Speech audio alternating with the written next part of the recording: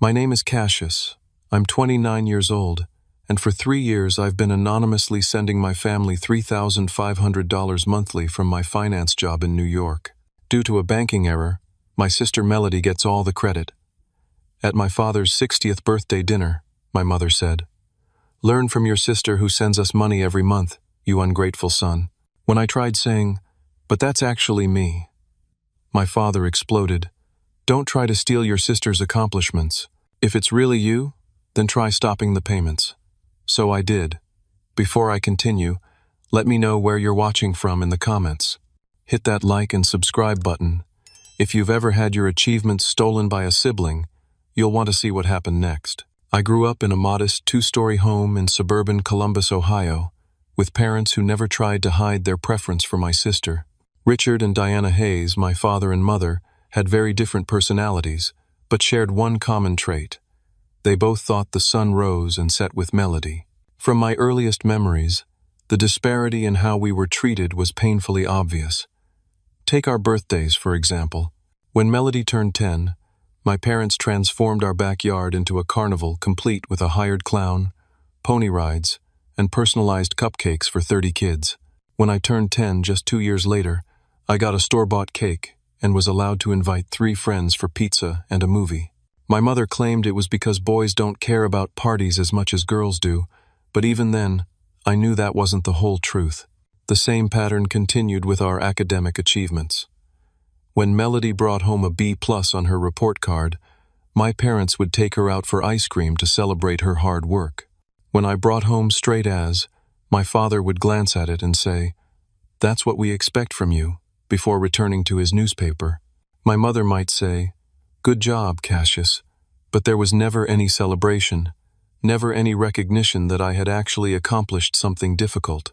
Sports were no different. I was a championship swimmer throughout high school, breaking 2 regional records my senior year. My trophies and medals were kept in a box in the basement, while Melody's participation trophies for 1 season of junior varsity volleyball occupied the front and center position in our family's trophy cabinet. "Your sister needs the encouragement," my mother explained when I questioned the arrangement. "You don't need trophies to validate you." My father, Richard, was an electrical engineer with deeply traditional values about masculinity and success. He had grown up with a father who worked in the coal mines of West Virginia, a man who measured his worth by his ability to put food on the table. My grandfather had passed those values down to my father, who then tried to instill them in me. "Men should be providers, not complainers," was one of his favorite sayings whenever I expressed any dissatisfaction with how I was being treated. "Stop whining and start doing something worthwhile with yourself." Emotional stoicism was expected of me from a young age. When I fell and broke my arm at age 7, my father told me to tough it out as he drove me to the hospital, while I sat in the back seat trying not to cry. When Melody sprained her ankle at 13, he carried her to the car and stroked her hair the entire way to the emergency room, telling her how brave she was. To my father, financial success was the primary measure of a man's worth. He would evaluate every male acquaintance based on their job, their car, their house. "See that man?"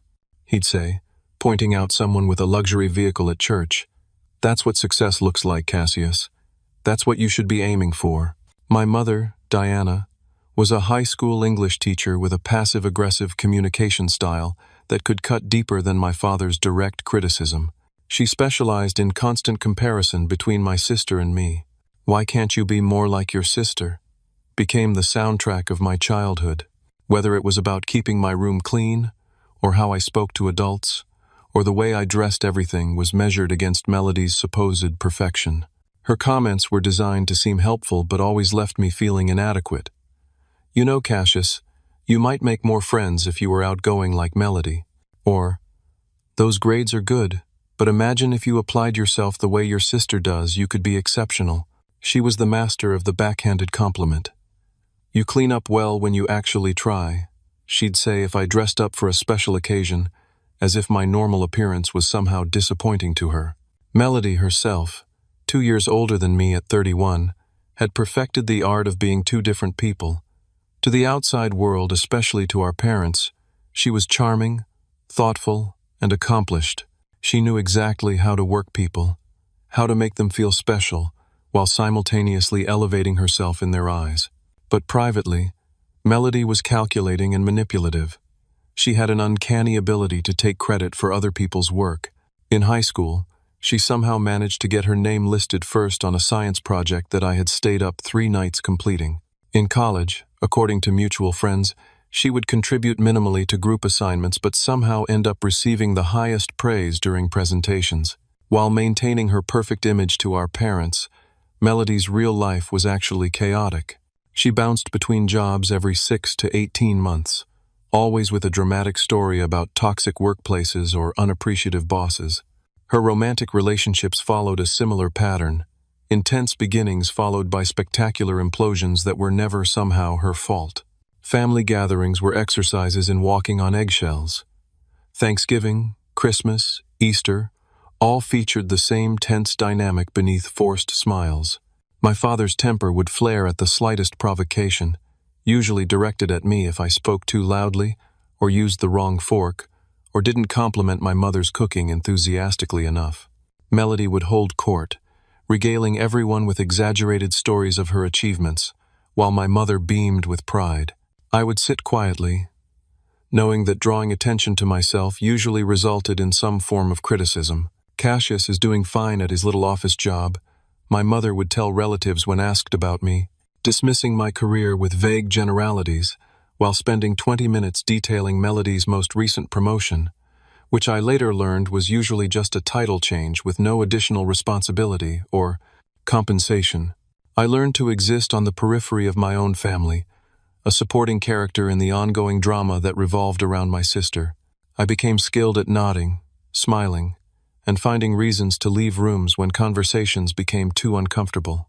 I developed the ability to appear engaged while mentally transporting myself elsewhere, counting the minutes until I could return to the relative safety of my own life, away from their judgment.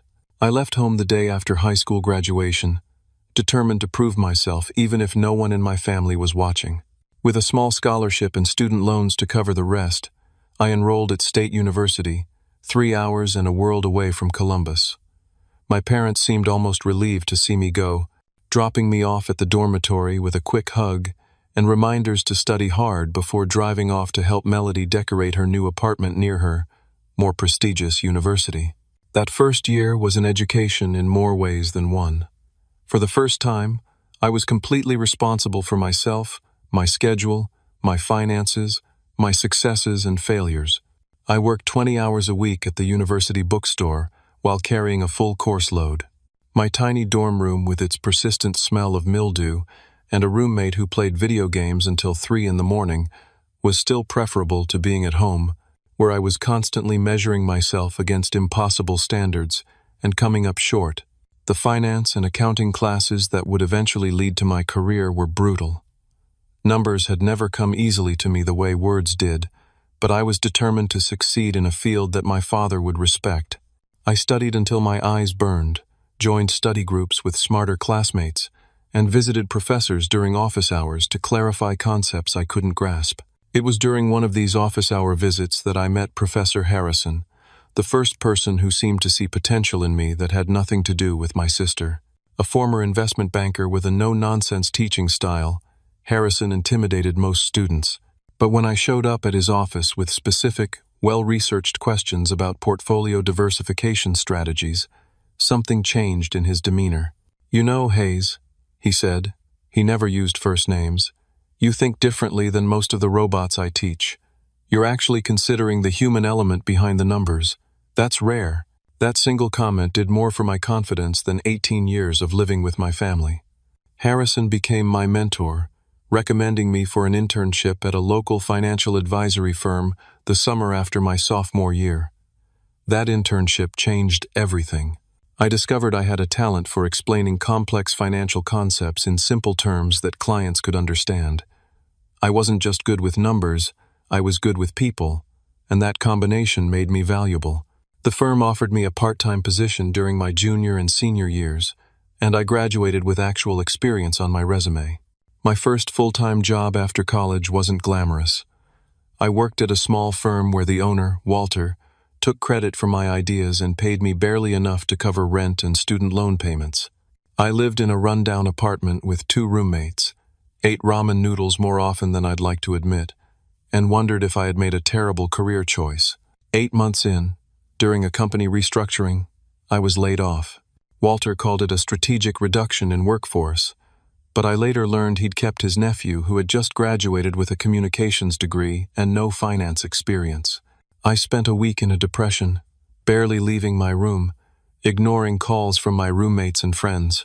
My parents didn't know I hadn't told them about the job loss, knowing it would just confirm their low expectations of me. On the 8th day, I got angry.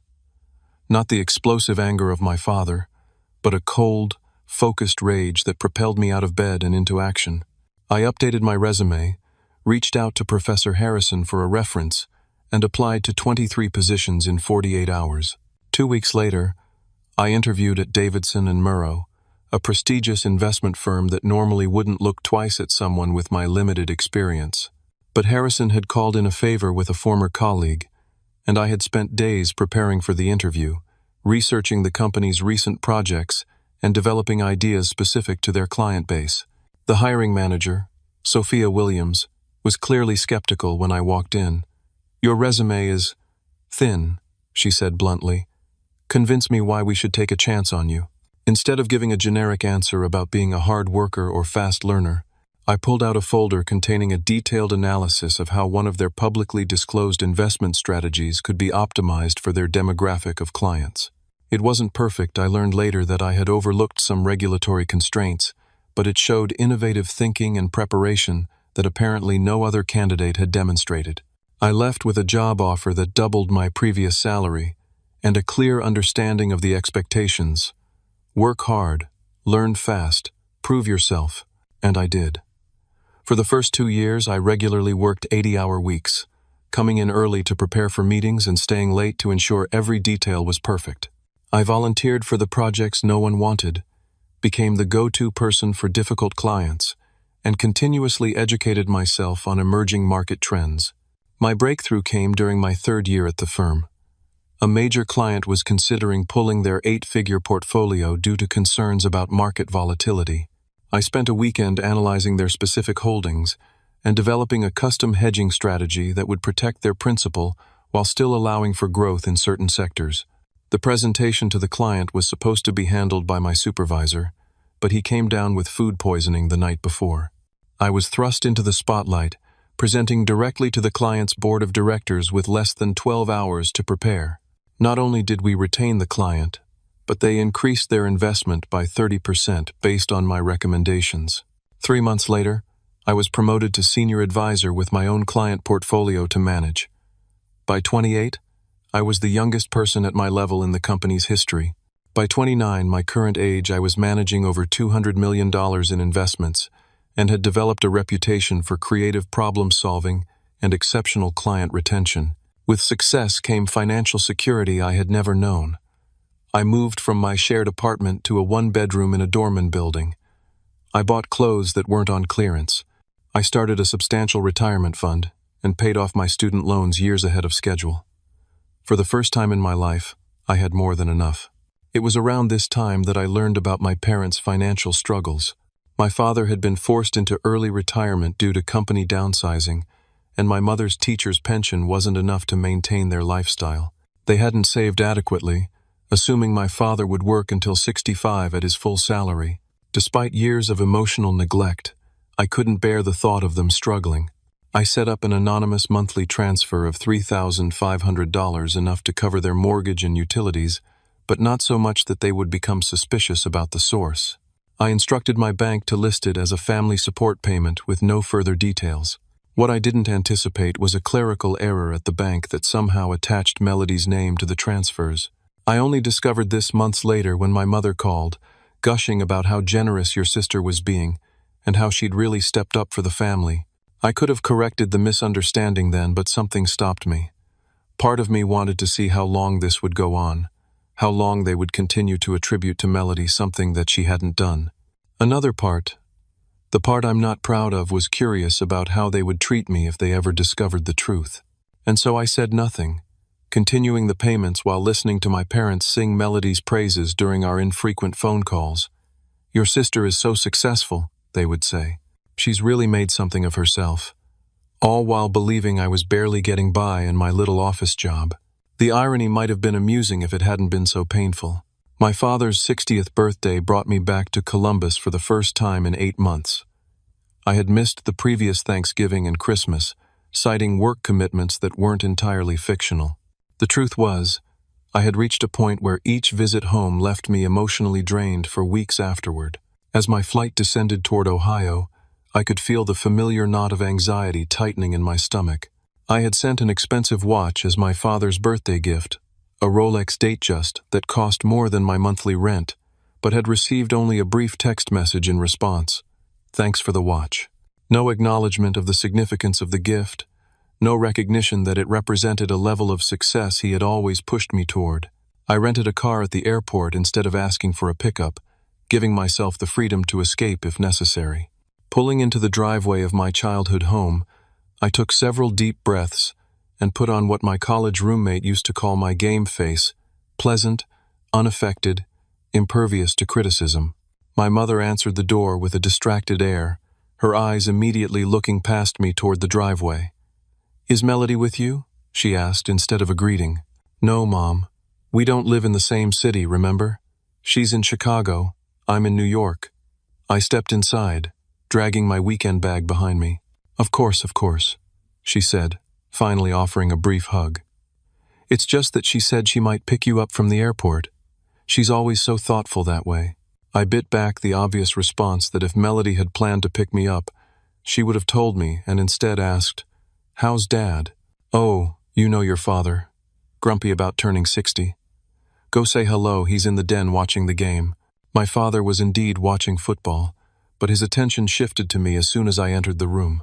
His eyes performed the usual inspection, taking in my haircut, too long, my clothes, too formal for a family gathering apparently, my overall appearance, too thin, not enough sun.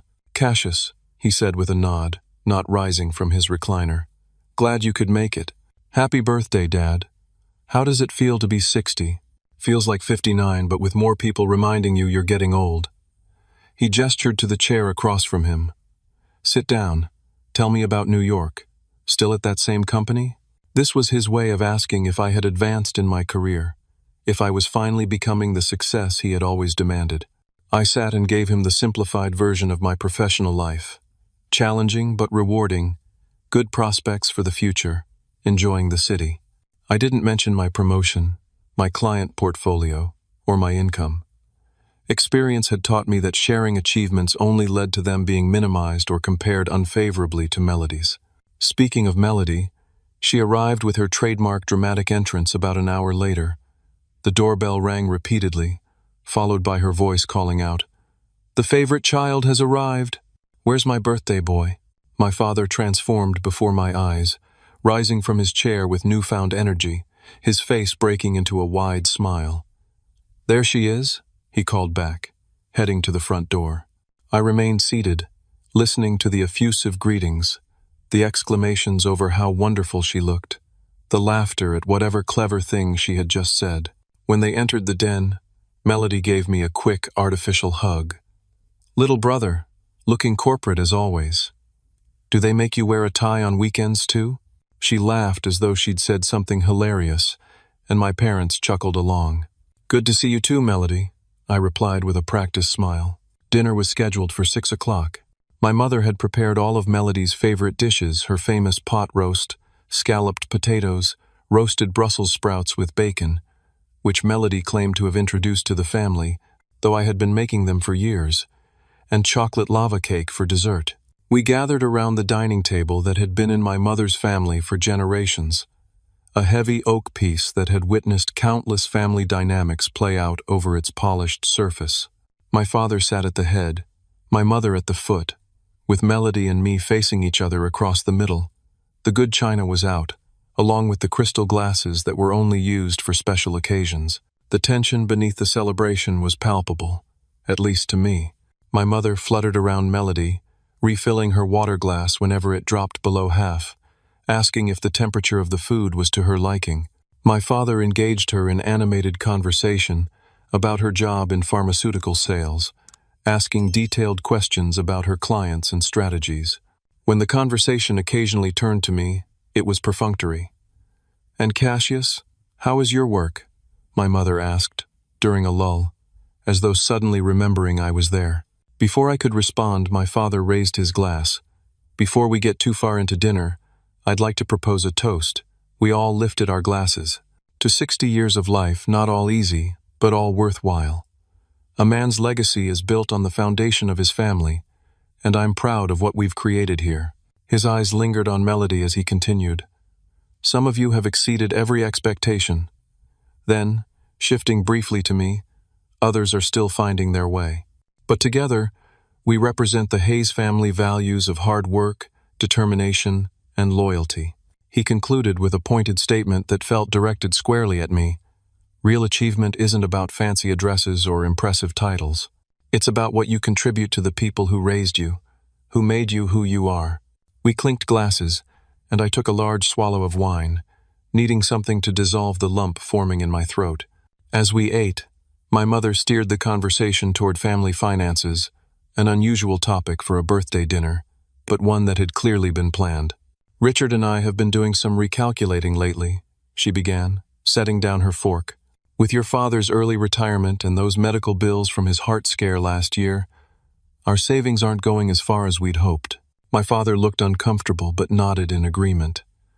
"The pension isn't what they promised, and inflation is eating away at what we put aside." I started to offer assistance to finally reveal that I had been the one helping them all along when my mother continued, her gaze fixed on Melody. "Thank goodness for your sister's monthly support. That $3,500 has been making all the difference. We've been able to keep the house, stay current on your father's medications, even help Mrs. Winslow next door when her furnace went out last winter." Melody smiled modestly, accepting the praise with a small nod. "It's nothing, really. You guys gave me everything growing up. It's the least I can do." Then my mother's eyes turned to me, her expression hardening almost imperceptibly. "You should learn from your sister, Cassius. She's been supporting this family for 3 years now while you've barely called, much less contributed. The unfairness of it hit me like a physical blow. 3 years of quietly supporting them, asking nothing in return, not even recognition.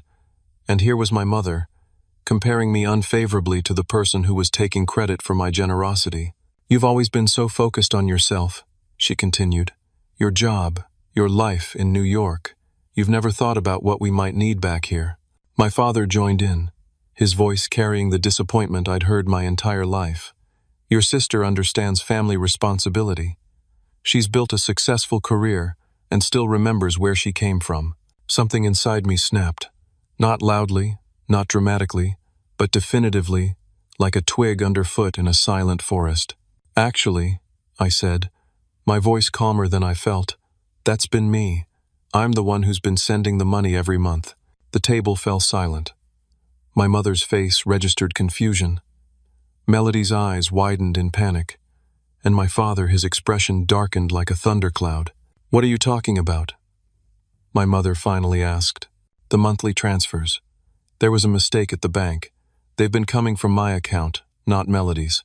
Before I could elaborate, my father's fist came down on the table hard enough to make the glasses jump.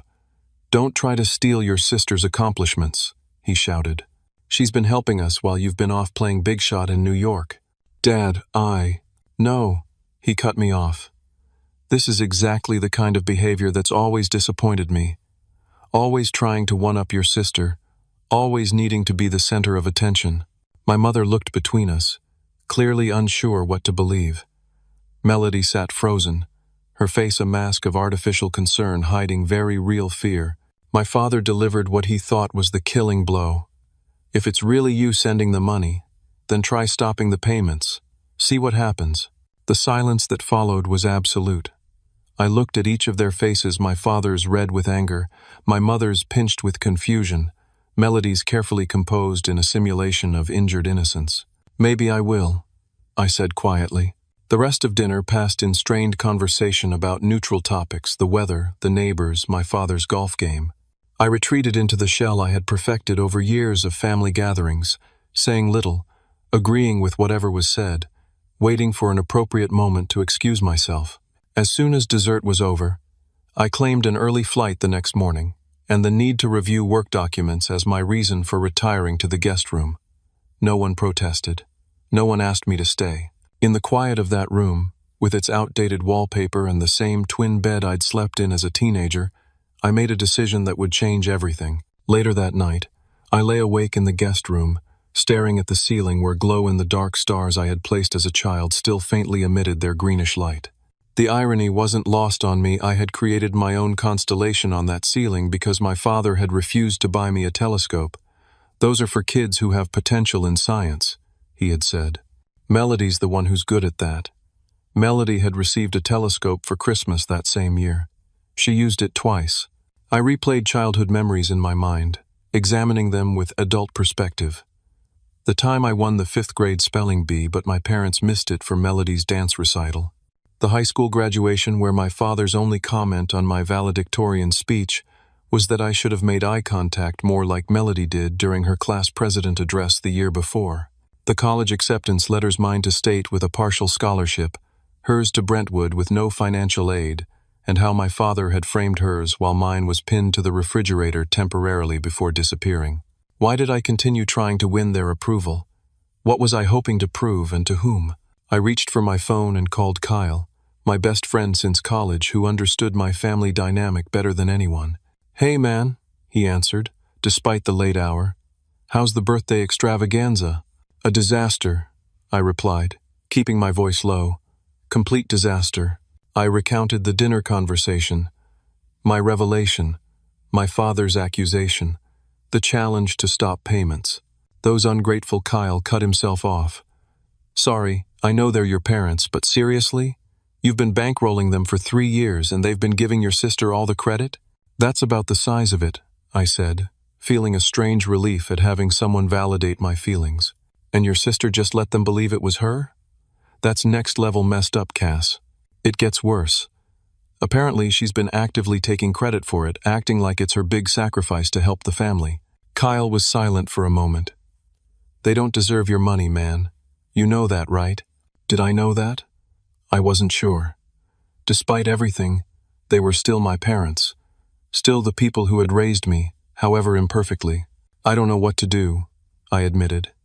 "Part of me wants to just cut off the payments, like Dad challenged, but then what happens to them? Their mortgage, Dad's medications. That's not your responsibility," Kyle insisted. "Especially not when they treat you like this. Would they do the same for you if the situations were reversed?" We both knew the answer to that. "Look, I'm not telling you what to do," Kyle continued, "but maybe it's time to start putting yourself first for once. You've spent your whole life trying to earn their approval. When is it enough?" After we hung up, I couldn't stop thinking about Kyle's question. When would it be enough? When would I stop trying to prove myself to people who seemed constitutionally incapable of seeing my worth? I thought about other times Melody had taken credit for my work or accomplishments. There was the family recipe for bourbon pecan pie that I had perfected after months of tweaking the traditional formula. Melody had taken my recipe to a family reunion, claimed it as her own creation, and received effusive praise from relatives. When I mentioned that it was actually my recipe, I was met with skeptical looks, and my Aunt Barbara saying, "Now Cassius, don't be jealous of your sister's talents." Then there was the school science project in 8th grade, a working model of a hydroelectric dam that I had built entirely on my own. Melody, then a sophomore in high school, had casually mentioned the project to my parents as the damn thing Cassius and I have been working on, despite not having lifted a finger to help. When it won first prize, my parents congratulated us both. It was a pattern throughout our lives, Melody positioning herself to share in or outright steal any recognition that might come my way, while my parents either enabled the behavior or remained willfully blind to it. I opened my banking app and navigated to the recurring transfers section. The next payment was scheduled for the 15th of the following month, 2 weeks away. My finger hovered over the Cancel Recurring Payment button. Was I really going to do this? Cut off my parents financially to prove a point? But it wasn't just about proving a point, I realized. It was about finally standing up for myself, about refusing to participate any longer in a family dynamic that had been harmful to me for decades. It was about setting a boundary, perhaps the first real boundary I had ever established with my family. I pressed the button. A confirmation dialogue appeared. "Are you sure you want to cancel this recurring payment?" I was. I added a note to the final payment, scheduled to process in the morning. Last support payment from Cassius Hayes. The bank would see it, even if my parents never did. Sleep came eventually, a restless, dream-filled slumber where I kept trying to explain myself to my parents, but no sound would come out of my mouth. I left early the next morning, before anyone else was awake. I left a note on the kitchen counter, had to catch my flight. "Happy birthday again, Dad. Cassius." The drive to the airport was silent. No radio, no calls, just the sound of tires on asphalt and my own thoughts churning. I felt hollow, as though I'd left behind more than just my family home. I'd left behind the version of myself that still hoped, somehow, to be seen and valued by the people who should have seen and valued me all along. The flight back to New York was a blur. I declined the complimentary beverage, closed my eyes, and tried to process the emotions cycling through me. Guilt, anger, resolve, sadness, and underneath it all, a strange sense of liberation. I was 33,000 feet in the air when I realized, for the first time in my life, I had chosen myself over my family's expectations or approval. Whether it was the right decision remained to be seen, but it was, undeniably, my decision. The month after my father's birthday passed quickly, filled with client meetings and market analyses that kept my mind occupied during working hours. But in the quiet moments, early mornings before my alarm, late evenings in my apartment overlooking the city lights, weekends, when friends were busy with their own lives, my thoughts inevitably turned to my family and the impending fallout. The 15th of the month arrived, and I checked my bank account to confirm what I already knew. The transfer had not been made. For the first time in 3 years, $3,500 remained in my account instead of going to my parents.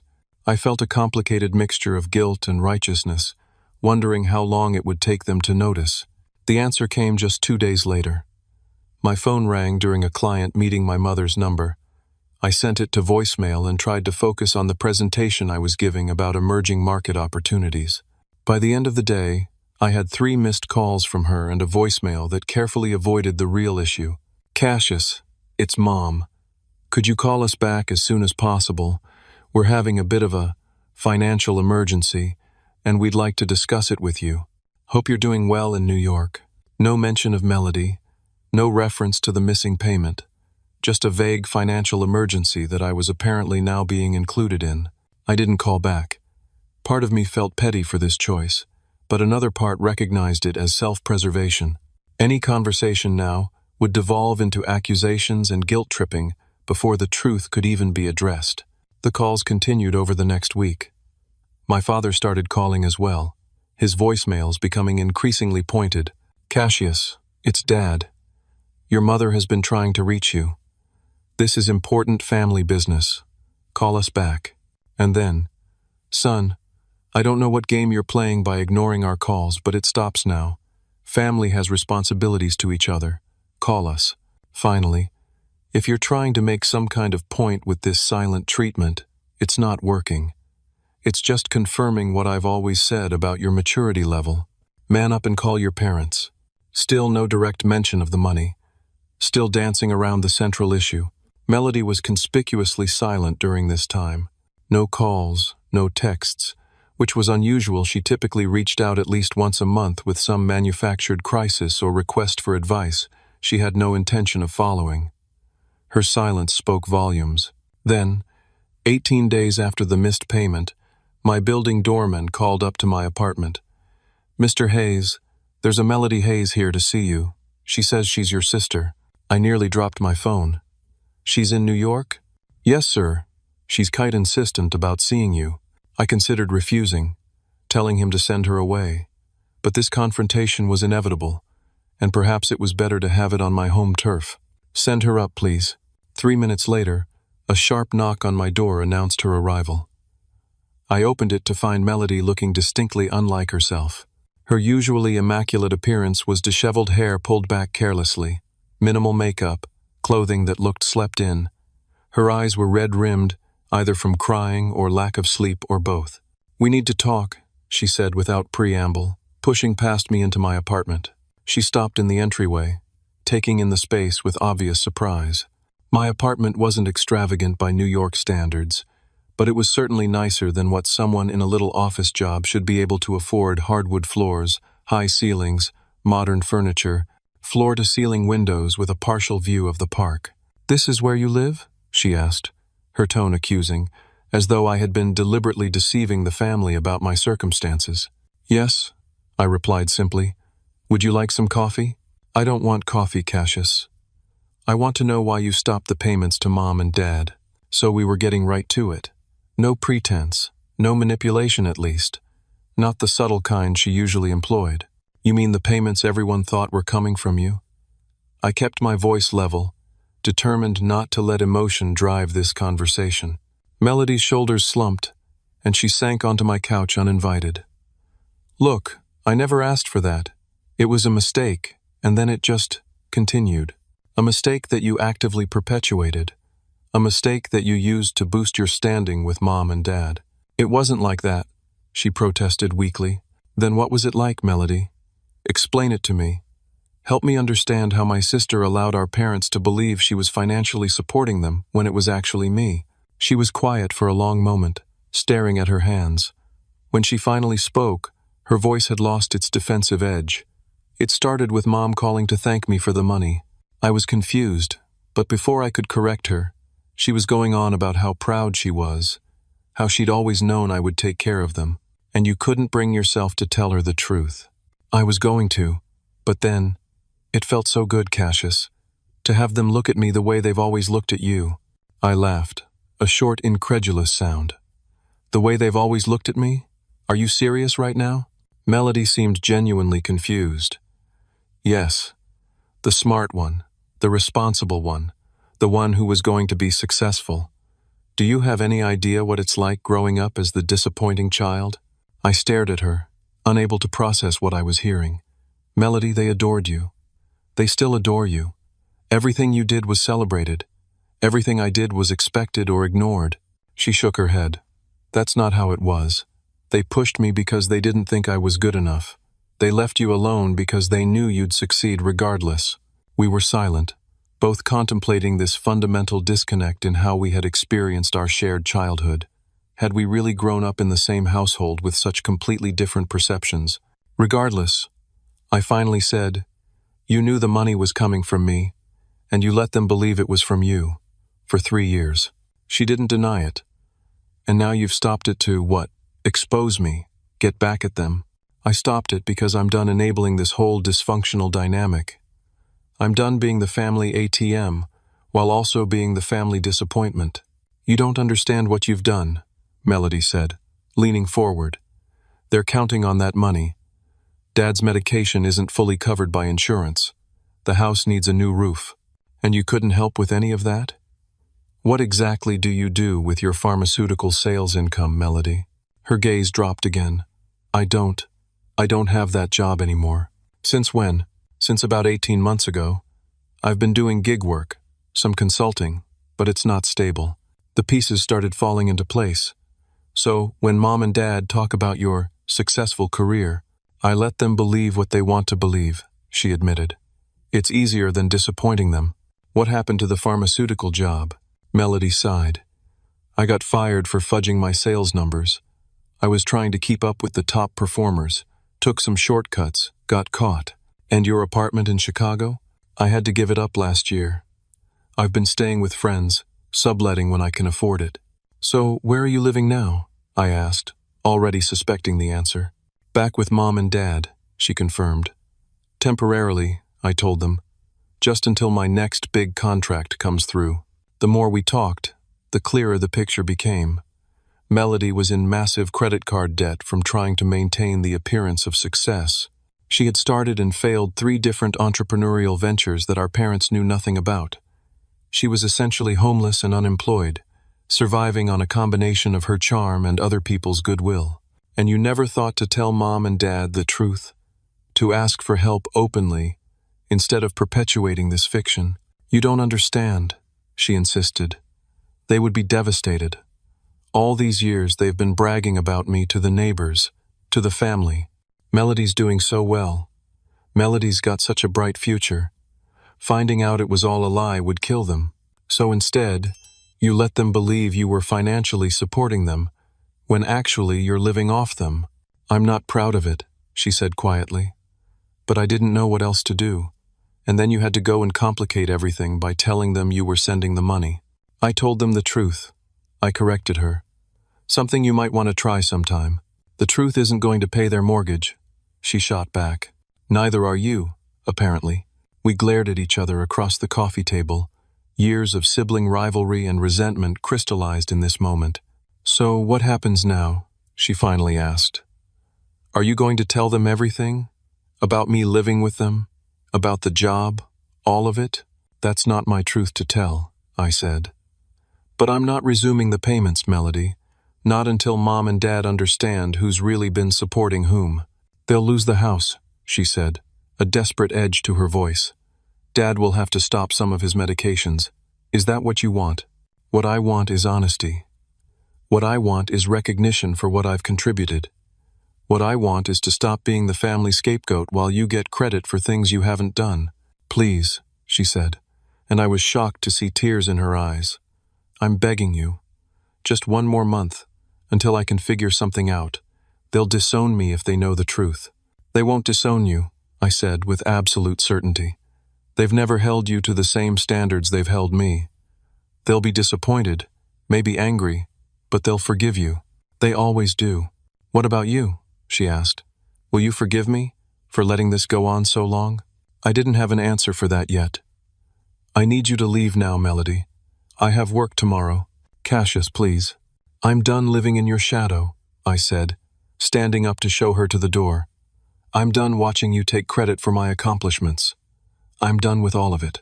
The truth needs to come out, one way or another. And if I tell them myself? She asked, a last desperate attempt. That would be a start, I conceded, but it won't change my decision about the payments. She left without another word, shoulders hunched as though carrying a physical burden. I watched through my peephole as she waited for the elevator, wiping her eyes with the back of her hand. For the first time, I wondered if Melody was as much a victim of our parents' dysfunction as I was, just in a completely different way. 4 days after Melody's visit, my assistant buzzed my office intercom. Mr. Hayes, there are 2 people here to see you. They don't have an appointment, but they're saying they're your parents? I froze, fingers hovering over my keyboard. I had been in the middle of drafting an investment proposal for a potential new client, focused, productive, temporarily free of family drama. Now reality came crashing back. How did they even find my office?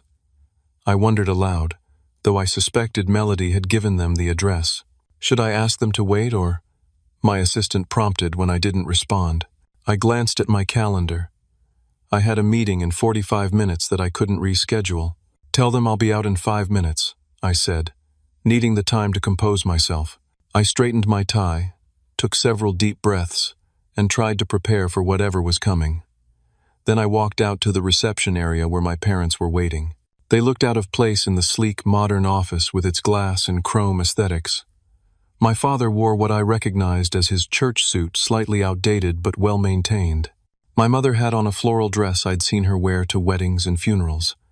They had dressed up to come confront me, as though this were a formal occasion requiring their Sunday best. Mom, Dad, I said, hyper-aware of my assistant and several colleagues within earshot. This is a surprise. We need to talk to you, my father said, his voice carrying in the quiet reception area. Now. I have a meeting soon, but we can go to a coffee shop around the corner, I offered, wanting to avoid a scene at my workplace. Fine, he agreed curtly. We walked in uncomfortable silence to the elevator, rode down 23 floors without speaking, and made our way to a small cafe I frequented during lunch breaks. After ordering black coffee for my father, herbal tea for my mother, an Americano for me, we settled at a corner table away from other patrons. My father wasted no time. What did you do to the money? Not how are you, or nice office, Straight to accusations. I stopped the transfers, I said calmly, just like you challenged me to at dinner. This isn't a game, Cassius, he snapped. Your mother and I have financial obligations. The mortgage payment was due yesterday. Your sister has been supporting us for years, and suddenly the money stops right after you make some ridiculous claim that it was coming from you? My mother jumped in, her voice quavering. We don't understand why you'd do something like this. Why you'd try to interfere with your sister's help. I looked between them, these people who had raised me, but somehow never really seen me.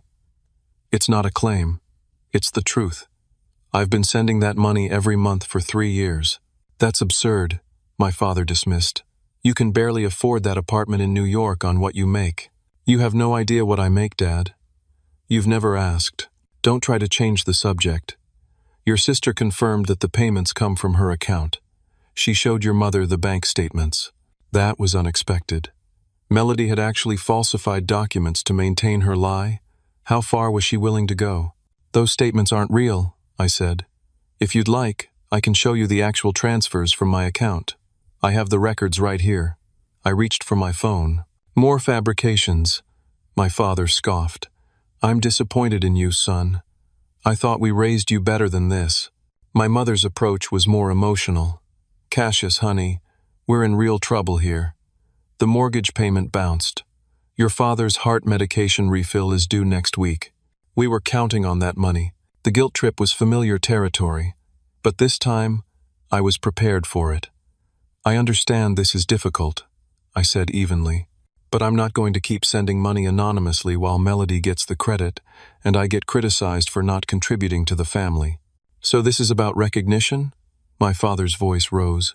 About getting a pat on the head? Grow up, Cassius. A few cafe patrons glanced our way, and I lowered my voice, encouraging them to do the same. This isn't about recognition. It's about honesty. It's about the fact that you've always seen what you wanted to see when it comes to both me and Melody. What's that supposed to mean? My mother asked defensively. It means that Melody isn't the successful pharmaceutical sales representative you think she is. She was fired over 1.5 years ago. She's been living with you, not because she's between fancy apartments, but because she can't afford her own place. And she certainly hasn't been sending you $3,500 every month. My parents exchanged looks. I could see doubt beginning to creep into my mother's expression, but my father remained steadfast in his denial. More lies, he said, but with less conviction than before. Why are you trying to tear down your sister? What kind of man does that make you? Something snapped inside me, not in anger, but in clarity. I placed my phone on the table and pulled a folder from my messenger bag. These are bank statements showing the transfers from my account to yours, dating back 3 years, I said, sliding the folder toward them. Every monthly transfer is highlighted. You'll notice they match exactly the amounts and dates of the payments you've been receiving. My father ignored the folder, but my mother hesitantly opened it, her eyes widening as she scanned the contents. This could be faked, my father insisted, though he hadn't even looked at the documents. Then call the bank, I suggested, dialing a number on my phone and putting it on speaker. I have customer service on the line right now. They can verify the sender of those transfers. My father started to object, but I was already speaking to the customer service representative. Hello, this is Cassius Hayes. I'm calling with my parents present to verify some information about recurring transfers from my account. I have the transfer verification numbers here. What followed was 5 minutes of the customer service rep confirming exactly what I had claimed, that I, Cassius Hayes, had been making monthly transfers to Richard and Diana Hayes for the past 3 years, that a system error had briefly shown an incorrect sender name on the recipient's end, and that the transfers had been discontinued as of the current month. By the time the call ended, the color had drained from my father's face. My mother was staring at the bank statements, flipping through them with trembling hands. I don't understand, she said quietly. Melody showed us her statements. Melody has been lying to you, I said gently, about a lot of things, but why would she? My father couldn't even complete the sentence. The foundation of his worldview, his golden daughter, his disappointing son was crumbling before his eyes. Because it was easier than telling you the truth, I said. because she knew how much her success meant to you, and she couldn't bear to let you down. My mother's eyes filled with tears. All this time, it was you helping us? I nodded. And we never.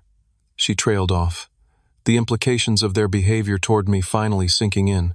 My father sat in stunned silence, his coffee cooling untouched before him. For the first time in my life, I was seeing him without his armor of certainty and judgment. He looked suddenly older, diminished. I want to be clear about something, I said, keeping my tone even. I didn't stop the payments to hurt you or to force this confrontation. I stopped because I'm no longer willing to participate in a family dynamic that's been harmful to me for most of my life. What do you mean harmful? My mother asked, genuine confusion in her voice. I mean the constant comparison to Melody, the criticism, the dismissal of my achievements, the assumption that I was less than less successful, less worthy of praise, less important to the family. We never thought that, she protested weakly. You may not have thought it consciously, but it's how you behaved. It's what you communicated to me every day growing up, and still do as an adult. My father finally spoke, his voice lacking its usual authority. So what happens now? Are you going to hold the money over our heads? Make us beg? No, I said firmly. I'm not like that, though I understand why you might think I am. You've never really known me. I paused, gathering my thoughts. Here's what I'm proposing. I won't be resuming the automatic monthly transfers. Instead, if you need help with specific expenses, the mortgage, Dad's medications, home repairs, you can ask me directly. I'll consider each request on its merits, but I'll expect to be treated with basic respect in return. And if we don't?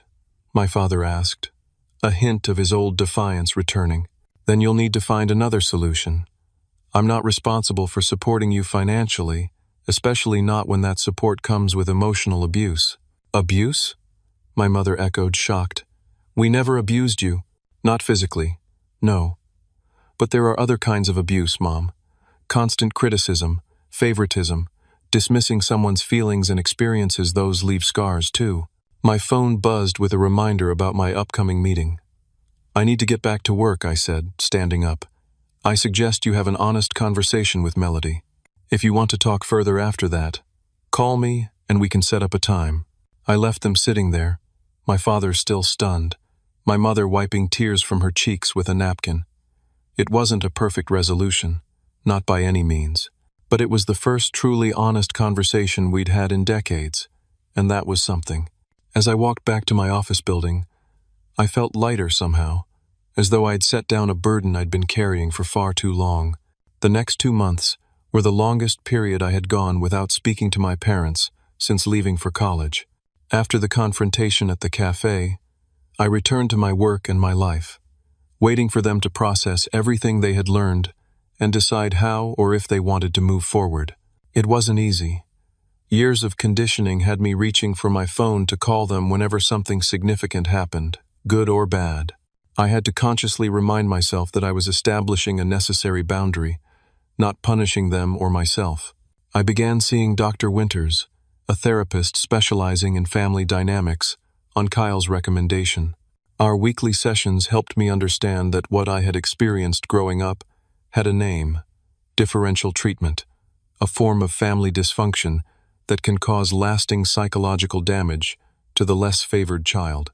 What you're feeling is normal, she assured me during one particularly difficult session. The grief, the anger, the confusion, these are all appropriate responses to your experience. The question is, what do you want your relationship with your family to look like going forward? It was a profound question, one that I had never really considered. I had always accepted the relationship as it was, trying to fit myself into the role they had assigned me. For the first time, I was considering that I had a say in defining that relationship. Meanwhile, I strengthened connections with what Dr. Winters called my chosen family friends like Kyle, who accepted me without condition or comparison. We hiked in upstate New York on weekends, had dinner at each other's apartments, watched bad movies and laughed until our sides hurt. These relationships, built on mutual respect and genuine affection, were a revelation after years of striving for approval from my biological family. Then, 73 days after our confrontation, An email arrived from my father. The fact that he had emailed rather than called was significant in itself. He had always dismissed email as impersonal and lazy communication. "Cassius," it began, without his usual son salutation. "I've been trying to write this for weeks. Words don't come easily to me, especially these words. I owe you an apology, a big one. I've been unfair to you for most of your life. I favored your sister. I criticized you constantly. I dismissed your achievements. I was wrong." I read the paragraph several times, trying to process the fact that my father, who had never admitted fault in anything, who believed apologies were signs of weakness, was acknowledging his behavior toward me. The email continued. "Your mother and I have had many difficult conversations since that day in New York. We've also had some hard talks with Melody. The truth about her situation is worse than you told us. She's in significant debt. Her credit is ruined. The story she constructed about her success was entirely fictional. We're still coming to terms with how we missed the signs, and how our expectations might have driven her to such deception." He went on to request a meeting not at my apartment or their house, but somewhere neutral where we could talk without the weight of family history pressing down on us. "If you're willing," he concluded, "I'd like to start getting to know my son, the real Cassius, not the person I wrongly assumed you were." I showed the email to Dr. Winters at our next session. "What do you think?" I asked after she'd read it. "I think it shows significant self-reflection on your father's part," she said. "That's not easy for someone with his personality type. The question is, are you ready for this meeting? What are your expectations? What boundaries do you need to maintain?" We spent the rest of the session discussing these questions, preparing me for whatever might come next.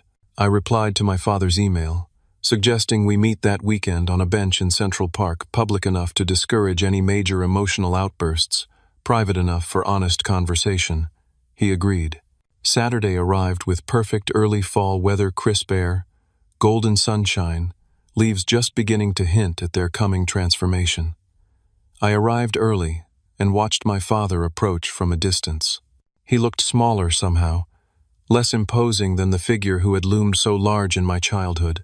"Cassius," he said as he reached the bench, extending his hand formally. I shook it, noting the unfamiliar gesture between us. When had we last shaken hands? Had we ever? "Thanks for coming," I said, gesturing for him to sit. The first few minutes were tense and awkward. We discussed the weather, the park, neutral topics that required no emotional investment. Then, during a lull in the conversation, my father spoke. "I've been trying to pinpoint when it started," he said, looking straight ahead rather than at me. "When I began treating you and Melody differently. Your mother and I have talked about it a lot lately." "And?" I prompted when he paused. "I think it goes back to when you were born. Melody had been our only child for 2 years. She was challenging from the start, colicky, demanding, always needing attention. Then you came along, and you were so easy. You slept through the night early. You rarely cried. You seemed content just watching the world around you." He turned to look at me. I started giving Melody more attention because she seemed to need it more. You were so self-sufficient, even as a baby, and that pattern just continued." Melody demanded. We gave. You accepted whatever was offered. It was a startling insight, one I had never considered. My independence, which I had cultivated as a defense mechanism against their indifference, had actually helped trigger that indifference in the first place. "That doesn't excuse how we treated you," he continued. "But it helps me understand how it started. How something that might have made sense when you were infants became this destructive pattern that continued into adulthood." We talked for nearly 2 hours on that bench. My father spoke more openly than he ever had before about his own father's emotional distance, about the pressure he felt to succeed, about how he had unconsciously transferred those pressures to me while sheltering Melody from them. "I saw myself in you," he admitted, "and I think I was harder on you because of it, because I wanted you to be tougher than I was, more successful than I was.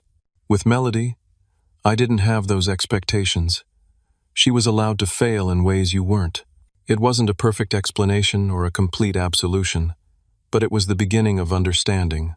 the first step toward a different kind of relationship. "What about Mom?" I asked. "How is she processing all this?" "She's having a harder time," he admitted. She genuinely didn't see the favoritism. In her mind, she was giving each of you what she thought you needed. Melody needed encouragement. You needed independence. She's embarrassed now, looking back and seeing it from your perspective. "And Melody?" My father sighed heavily. "That's complicated. She started therapy, which is good. She's moved in with us temporarily while she tries to get back on her feet. The depth of her financial problems, it's going to take years to fix. And she's struggling with her identity now that the fiction she created has collapsed." I felt a complicated mixture of sympathy for my sister and lingering resentment. "Has she talked about why she let you believe the money was coming from her?" "She says it started as a misunderstanding, but then she couldn't bear to correct it because of how proud we were of her. One lie led to another until she was trapped in this elaborate fiction." It sounded like Melody, always the victim of circumstances rather than the author of her own choices. But I kept that thought to myself. "I don't expect things to change overnight," I told my father as our conversation wound down. "There's a lot of history between us, a lot of hurt feelings on all sides, but I'm willing to try if you are." "I'd like that," he said, and for the first time that day, I saw the glint of tears in his eyes. "Your mother and we've missed a lot. We'd like the chance to know who you really are, not who we assumed you were." In the months that followed, we established a new pattern of communication. Monthly video calls replaced sporadic, tension-filled visits. My parents made genuine efforts to ask about my work, my friends, my interests, topics that had rarely featured in our previous interactions. I kept my word about the financial arrangement. When they needed help with specific expenses, they asked directly, and I provided assistance when I could. It wasn't always comfortable. Old patterns of behavior don't disappear overnight, but it was honest in a way our relationship had never been before. My mother eventually called to offer her own apology, less eloquent than my father's but sincere in its way. "I never meant to make you feel less loved," she said, her voice breaking. "I just didn't know how to mother such different children. I got it wrong with both of you, in different ways." Melody and I established a fragile truce. She sent a text apologizing for the money situation, which felt inadequate but was a start. We weren't close, and might never be, but we were civil when family circumstances brought us together. Throughout this gradual healing process, I held firm to the boundaries I had established with Dr. Winter's help. I didn't allow criticism disguised as concern. I spoke up when old patterns emerged. I maintained my own life and priorities, even as I worked on rebuilding family connections. "Healing isn't linear," Dr. Winters reminded me during a session marking 6 months since the confrontation. "There will be setbacks, moments when old hurts resurface. The key is to acknowledge them without letting them dictate your response." She was right. There were difficult conversations, misunderstandings, times when I questioned whether the effort was worth it. But there were also moments of genuine connection that would have been impossible before my father asking for advice about retirement investments, my mother sending a thoughtful birthday gift that reflected my actual interests, a holiday gathering where I felt like a valued family member rather than an afterthought. We weren't a perfect family. We might never be. But we were moving towards something healthier than what we had before. The most profound change, though, wasn't in my parents or my sister, it was in me. I no longer measured my worth by their approval.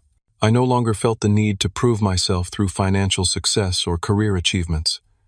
I had learned to validate my own experiences and emotions without external confirmation.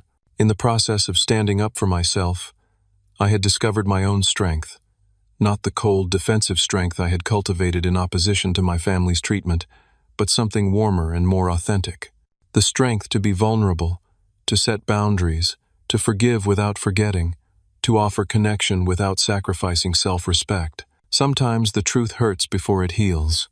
Sometimes old wounds need to be reopened before they can properly mend. And sometimes, the family we build from the broken pieces of our past is stronger than the one we started with. Have you ever had to stand up to your family to be seen for who you really are? Share your story in the comments below. If this resonated with you, please hit that like button and subscribe to hear more real-life experiences. Remember, it's never too late to set healthy boundaries and seek the respect you deserve. Thank you for listening, and remember that your worth is not defined by others' perception of you, even when those others are family.